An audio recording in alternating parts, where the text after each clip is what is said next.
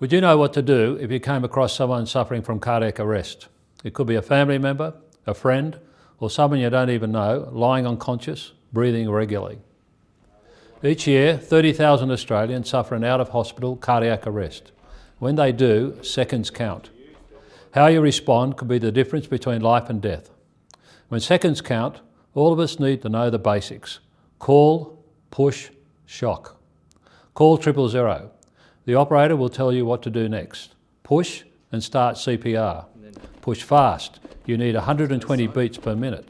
Push hard. Your compressions need to be 5 centimetres deep, and don't stop until you get a defibrillator or someone else takes over.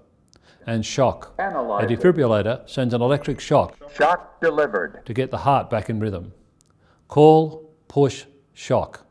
This is what Restart a Heart Day is all about. To make sure you know the basics if you find someone suffering cardiac arrest, and to make seconds count. It could be the difference between life and death.